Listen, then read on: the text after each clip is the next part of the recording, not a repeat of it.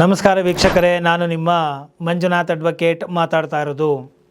ನಿನ್ನೆ ಸರ್ಕಾರ ಪಿತ್ರಾರ್ಜಿತ ಆಸ್ತಿಗಳಿಗೆ ಸಂಬಂಧಪಟ್ಟಂತೆ ಹಾಗೂ 2,000 ಸ್ಕ್ವೇರ್ ಮೀಟರ್ ಚದರ ಮೀಟರ್ಗಳು ಅಂದರೆ ಅರ್ಧ ಎಕರೆ 20,000 ಸ್ಕ್ವೇರ್ ಫೀಟ್ಗಿನ್ನ ಮೇಲ್ಪಟ್ಟು ಇರುವಂತಹ ಒಂದು ಪಿತ್ರಾರ್ಜಿತ ಆಸ್ತಿ ಅಥವಾ ಖಾಸಗಿ ಸ್ವತ್ತನ್ನು ಕುಟುಂಬದವರು ಭಾಗ ಮಾಡಿಕೊಂಡ್ರೆ ಆಗ 45% ಸರ್ಕಾರಕ್ಕೆ ಅವರಾಗೇ ಕೊಟ್ಟು ಬಿಡಬೇಕು, ಬಿಟ್ಕೊಡ್ಬೇಕು, ಉಳಿದ ಜಾಗವನ್ನು ಅವರು ಭಾಗ ಮಾಡ್ಕೋಬೇಕು ಅಂತ ಹೇಳಿ ಸರ್ಕಾರ ಹೇಳ್ತಾ ಇದೆ ಅನ್ನೋದ್ರ ಬಗ್ಗೆ ನಿನ್ನೆ ಕೆಲವು ಸಂಕ್ಷಿಪ್ತ ವಿವರಣೆಗಳನ್ನು ಕೊಟ್ಟಿದ್ದೆ ಸಾರ್ವಜನಿಕರ ಒಂದು ತಿಳುವಳಿಕೆಗಾಗಿ.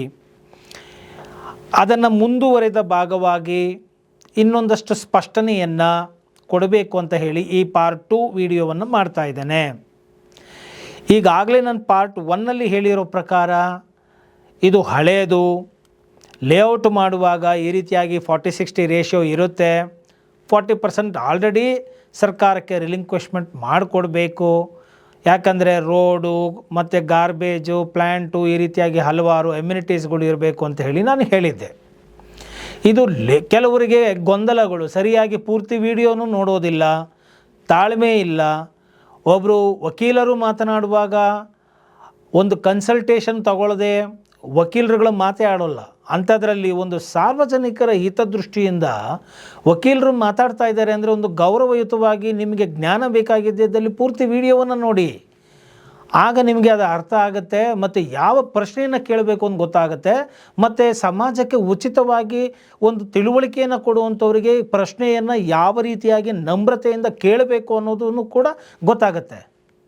ಅದನ್ನು ಬಿಟ್ಟು ಅರ್ಧಂಬರ್ಧ ವಿಡಿಯೋ ನೋಡೋದು, ಏನೋ ಒಂದು ದೌಲತ್ತಲ್ಲಿ ಕ್ವಶನ್ಗಳು ಹಾಕಿದ್ರೆ ಇಲ್ಲಿ ಯಾರೂ ಕೆಲಸಕ್ಕೆ ಇಟ್ಕೊಂಡಿಲ್ಲ ನೀವು ಉತ್ತರಗಳನ್ನ ಮಾಡ್ಕೊಂಡು ಕೂತ್ಕೊಳ್ಳೋದಕ್ಕೆ. ಆದ್ದರಿಂದ ಒಬ್ಬರು ಏನೋ ಒಬ್ರಿಗೆ ಅರಿವು ಉಂಟಾಗಲಿ ಅಂತ ಹೇಳಿ ಮಾತನಾಡಿದಾಗ ಅದನ್ನು ಸೌಜನ್ಯಯುತವಾಗಿ ನೋಡಿ ತಿಳಿದು ಏನೋ ಅರ್ಥ ಮಾಡಿಕೊಂಡು ವಿನಯದಿಂದ ಪ್ರಶ್ನೆಗಳನ್ನು ಕೇಳುವಂಥವರಾಗಬೇಕು. ಅದಕ್ಕೆ ನನಗೆ ಬಿಡುವಾದಾಗ ನಾನು ಅದಕ್ಕೆ ಇನ್ನೊಂದು ವಿಡಿಯೋ ಮಾಡಿ ಉತ್ತರಗಳನ್ನ ಕೊಡ್ಬೋದೇ ಹೊರತು ಪ್ರತಿಯೊಂದು ಕಾಮೆಂಟ್ಗೂ ನಾನು ಉತ್ತರವನ್ನು ಕೊಟ್ಕೊಂಡು ಕೂರೋಕ್ಕಾಗೋದಿಲ್ಲ. I am a full time pledged advocate ಆಗಿರೋದ್ರಿಂದ. ಇರಲಿ, ಈಗ ವಿಚಾರಕ್ಕೆ ಬಂದುಬಿಡ್ತೇನೆ ನಾನು.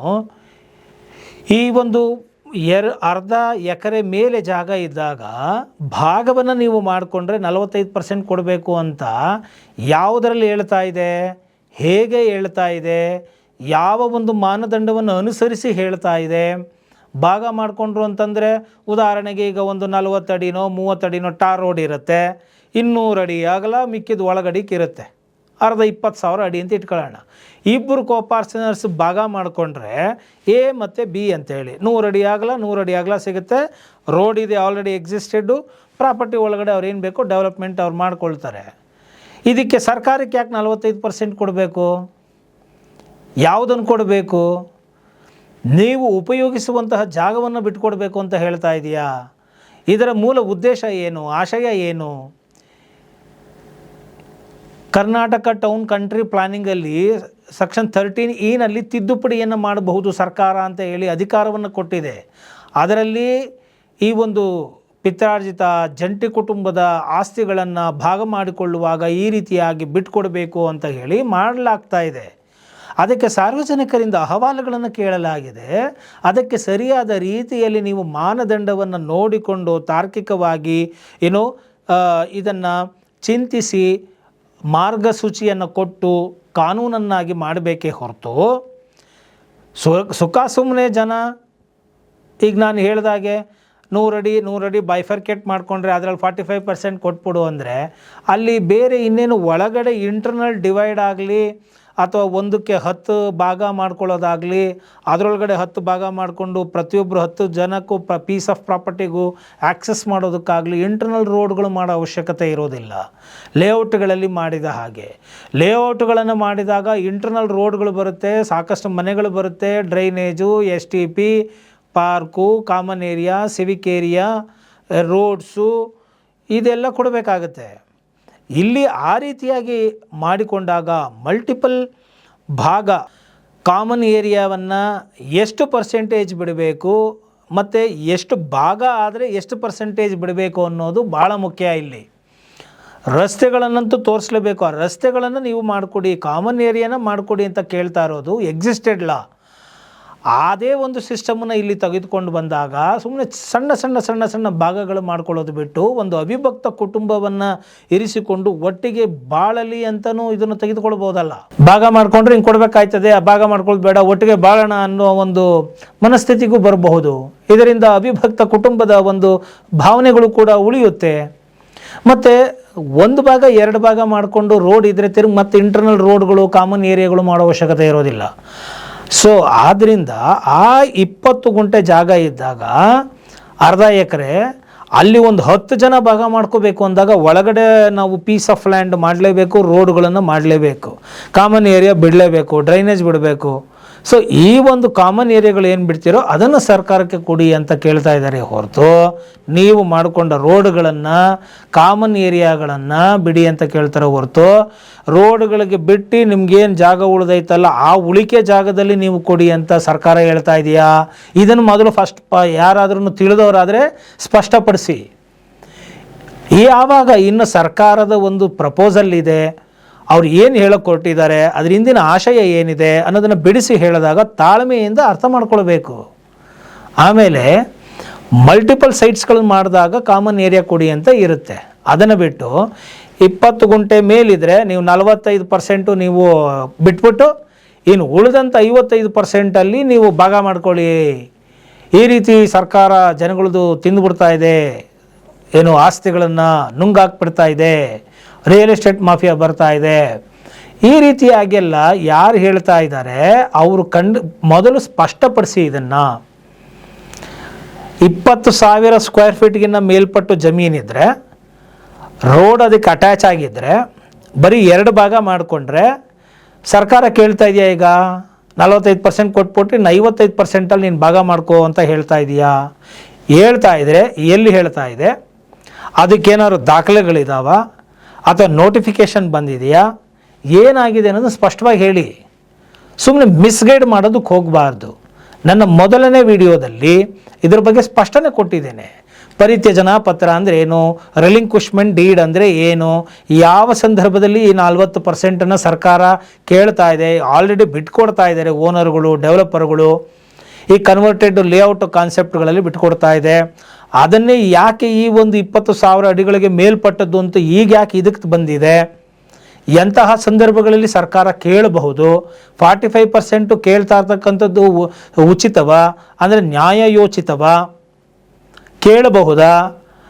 ಅಥವಾ ಈ ಒಂದು 45% ಸಮರ್ಪಕವಾಗಿ ಇಲ್ವಾ? ಇಲ್ಲ ಅಂದರೆ ಯಾಕಿಲ್ಲ? ಇದೆ ಅಂದರೆ ಯಾವ ಸಂದರ್ಭಗಳಲ್ಲಿ ಇದೆ? ಎಷ್ಟು ಮೆಷರ್ಮೆಂಟ್ಗೆ ಇರುತ್ತೆ? ಎಷ್ಟು ಪೀಸ್ ಆಫ್ ಲ್ಯಾಂಡನ್ನು ಮಾಡಬಹುದು?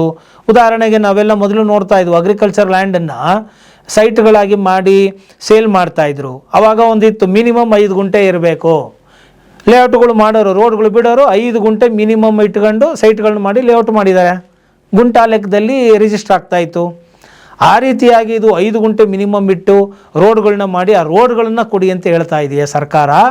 ಅಥವಾ ನಿಮ್ಮ ಹತ್ರ 20,000 ಅಡಿ ಇತ್ತು ಅಂತಂದರೆ 45 ಬಿಟ್ಬಿಡಿ, ನಮಗೆ 9,000 ಅಡಿ ಬಿಟ್ಬಿಡಿ, ಮಿಕ್ಕಿದ್ದ 11,000 ಅಡಿನಲ್ಲಿ ನೀವು ಮಾಡ್ಕೊಳ್ಳಿ ಅಂತ ಹೇಳ್ತಾ ಇದೆಯಾ? ಸೊ ಲಿಟ್ರಲಿ ಸರಿಯಾಗಿ ಅರ್ಥ ಮಾಡ್ಕೊಳ್ಳದೆ ತಪ್ಪು ಅಂಶಗಳನ್ನು ಸಾರ್ವಜನಿಕರಿಗೆ ಹೇಳೋದು ತಪ್ಪಾಗುತ್ತೆ. ಆದ್ದರಿಂದ ಸ್ಪಷ್ಟವಾಗಿ ನಿಮಗೇನಾದ್ರು ತಿಳಿದಿದ್ರೆ ನೀವೊಂದು ವಿಡಿಯೋ ಮಾಡೋಕ್ಕೆ, ಇಲ್ಲ ನನಗೆ ಮಾಹಿತಿ ಕಳಿಸಿ ಕಾಮೆಂಟ್ ಮುಖಾಂತರ. ಇಲ್ಲ ವಕೀಲರು ಈ ಕಾನ್ಸೆಪ್ಟು ಈಗ ಆಲ್ರೆಡಿ ಹಳೇದಿದೆ, ಅದರ ಉದ್ದೇಶ ಇಂಥದ್ದು ಅನ್ನೋದನ್ನು ಹೇಳಿದಾಗ ಅರ್ಥ ಮಾಡ್ಕೊಳ್ಳಿ. ಮತ್ತೀಗ ಹೊಸ ತಿದ್ದುಪಡಿ ಮಾಡ್ತಾ ಇರತಕ್ಕಂಥ ಕಾನ್ಸೆಪ್ಟ್ ಯಾಕೆ, ಪರಿಕಲ್ಪನೆ ಯಾಕೆ ಅದನ್ನು ಮಾಡ್ತಾ ಇದ್ದಾರೆ ಅನ್ನೋದನ್ನು ಕೂಡ ತಿಳ್ಕೊಳ್ಳಿ. ಮತ್ತು ಅಂಥ ಸಂದರ್ಭಗಳಲ್ಲಿ 45% ಕೇಳ್ಬೋದು. ಗೌರ್ಮೆಂಟು ಆ ಮಾನದಂಡ ಯಾಕೆ ಫಿಕ್ಸ್ ಮಾಡ್ತು? 45% ಅಂತ ಯಾಕೆ ಫಿಕ್ಸ್ ಮಾಡ್ತು? 40% ಕಮಿಷನ್ನು, ಕರಪ್ಷನ್ನು ಇದೆಯಲ್ಲ, ಅದೇ ಥರದ ಇದು 45%. ಹೆಂಗೆ ಬೇಕಾದ್ರೆ ಇಂಟರ್ಪ್ರಿಟೇಷನ್ ಮಾಡ್ಕೊಂಡು ಹೋಗ್ಬೋದಲ್ಲ. ಹಾಗೆಲ್ಲ ಮಾಡೋಕ್ಕೆ ಹೋಗಬೇಡಿ. ಸರಿಯಾಗಿ ತಿಳ್ಕೊಳ್ಳಿ. ವಿಚಾರ ಕರೆಕ್ಟಾಗಿ ಇದ್ದರೆ ಏನೋ ನಾವು ಅದನ್ನು ಅನಲೈಸ್ ಮಾಡಿ ಹೇಳ್ತೇವೆ. ಅದನ್ನು ಬಿಟ್ಟು ಇನ್ನೂ ಫೈನಲ್ ಆಗಲೇ ಇಲ್ಲ, ಆ ಕರಡು ಸಿದ್ಧ ಆಗಿಲ್ಲ, ಪ್ರಪೋಸಲ್ ಫೈನಲ್ ಬಂದಿಲ್ಲ, ಯಾವ ಸಂದರ್ಭದಲ್ಲಿ ಕೊಡಬೇಕು ಅನ್ನೋದು ಗೊತ್ತಿಲ್ಲ. ರೋಡ್ ಆಲ್ರೆಡಿ ಎಕ್ಸಿಸ್ಟೆಡ್ ಇದ್ರೆ ಬರೀ 2 ಭಾಗ ಮಾಡಬೇಕು ಅಂದರೆ 45% ಸರ್ಕಾರಕ್ಕೆ ಯಾಕೆ ಕೊಡಬೇಕು? ನಮ್ಮ ಭೂಮಿನ ಯಾಕೆ ಕೊಡಬೇಕು? ಇನ್ನೊಂದು ತಿಳ್ಕೊಳ್ಳಿ, 300A ಏನೋ ಸೆಕ್ಷನ್ ಅಂಡರಲ್ಲಿ ಒಬ್ಬ ವ್ಯಕ್ತಿ ಒಂದು ಆಸ್ತಿಯನ್ನು ಮಾಡಿಕೊಂಡ್ರೆ, ಒಂದು ಸ್ವತ್ತನ್ನು ಮಾಡಿಕೊಂಡ್ರೆ ಅದನ್ನು ಯಾರೂ ಸುಖ ಸುಮ್ಮನೆ ಕಿತ್ಕೊಳ್ಳೋಕ್ಕಾಗೋದಿಲ್ಲ. ಸರ್ಕಾರ ಮಾತ್ರ, ಎಕ್ಸೆಪ್ಟ್ ಗೌರ್ನಮೆಂಟ್ ಅಂತ ಸರ್ಕಾರ ತಗೊಳ್ಬೋದು. ಅದು ರೀಸನಬಲ್ ಕಾಸನ್ನು ಕೊಟ್ಟು, ಸಕಾರಣಗಳನ್ನು ಕೊಟ್ಟು ತೆಗೆದುಕೊಳ್ಳಬಹುದು ಅಷ್ಟೇ. ಇದು ಹ್ಯಾವಿಂಗ್ ಎ ಪ್ರಾಪರ್ಟಿ, ಇದು ಫಂಡಮೆಂಟಲ್ ರೈಟ್ ಆಗಿಲ್ಲದೆ ಹೋದ್ರೂ ಕೂಡ ಇದು ಕಾನ್ಸ್ಟಿಟ್ಯೂಷನಲ್ ರೈಟ್ ಆಗುತ್ತೆ. ಆದ್ದರಿಂದ ಸುಖ ಸುಮ್ಮನೆ ಒಬ್ಬ ವ್ಯಕ್ತಿಯ ಆಸ್ತಿಯನ್ನು ಕಸಿದುಕೊಳ್ಳುವ ಹಕ್ಕು ಯಾರಿಗೂ ಇಲ್ಲ. ಅದು ಸಮಯೋಚಿತವಾಗಿ ಇರಬೇಕು. ಸುವ್ಯವಸ್ಥಿತ ಸುಸಜ್ಜಿತ ಬಡಾವಣೆಗಾಗಿ ಕಾಮನ್ ಏರಿಯಾಗಳಾಗಿ ರೋಡ್ಗಳನ್ನು ನೀವೇನಾದ್ರು ಬೈಫರ್ಕೇಟ್ ಮಾಡಿಕೊಂಡ್ರೆ ಅದನ್ನು ಸರ್ಕಾರಕ್ಕೆ ರಿಲಿಂಕ್ವಿಶ್ಮೆಂಟ್ ಮಾಡಿ ಅಂತ ಹೇಳ್ಬೋದೇ ಹೊರತು, 100 ರೂಪಾಯಿ ನನ್ನ ಹತ್ರ ಇದ್ದರೆ 45 ರೂಪಾಯಿ ನಂಗೆ ಕೊಟ್ಬಿಡಿ, 55 ರೂಪಾಯಿನಲ್ಲಿ ನೀನು ಭಾಗ ಮಾಡ್ಕೋ ಅಂತ ಅಲ್ಲ ಸರ್ಕಾರದ ಉದ್ದೇಶ. ಖಂಡಿತ ಅದಾಗಿರೋದಿಲ್ಲ. ಅತಾರ್ಕಿಕವಾಗಿ ಕುತರ್ಕವನ್ನು ಮಾಡಿಕೊಂಡು, ಪ್ರಿಸುಂಪ್ಷನ್ಗಳನ್ನು ಮಾಡಿಕೊಂಡು, ಪೂರ್ವ ಭಾವಿಸಿಕೊಂಡು, ವಾಸ್ತವದ ಅಂಶಗಳಿಲ್ಲದೆ ಮಾತನಾಡೋದು ತಪ್ಪು. ಅದನ್ನು ಅರ್ಥ ಮಾಡಿಕೊಂಡು ಕುಹಕ ಕಾಮೆಂಟ್ಗಳನ್ನು ಮಾಡೋದು ತಪ್ಪು. ಆದ್ದರಿಂದ ಇದೆಲ್ಲವನ್ನು ನಿಲ್ಲಿಸಿ ಸರ್ಕಾರ ಏನು ಮಾಡ್ತಾಯಿದೆ ತಿದ್ದುಪಡಿ ನೋಡಿ, ನಿಮ್ಮ ಅಭಿಪ್ರಾಯಗಳನ್ನ ಏನಿದೆ ಅದನ್ನು ವ್ಯಕ್ತಪಡಿಸಿ. ಇದೆಲ್ಲ ಒಂದು ಫೈನಲ್ ಆದಾಗ ಮತ್ತೊಮ್ಮೆ ಈ ಒಂದು ವಿಚಾರವಾಗಿ ಮಾತನಾಡ್ತೀನಿ ಅಂತ ಹೇಳ್ತಾ ಈ ಒಂದು ವಿಡಿಯೋವನ್ನು ಮುಗಿಸ್ತಾ ಇದ್ದೀನಿ. ಇಷ್ಟ ಆಗಿದ್ದೆ ಅದರಲ್ಲಿ ಮರೆಯದ ಹಾಗೆ ಲೈಕ್ ಕೊಡಿ, ಇತರರಿಗೂ ಶೇರ್ ಮಾಡಿ, ಕಾಮೆಂಟ್ ಮಾಡಿ. ಜೈ ಹಿಂದ್, ಜೈ ಕರ್ನಾಟಕ ಮಾತೆ.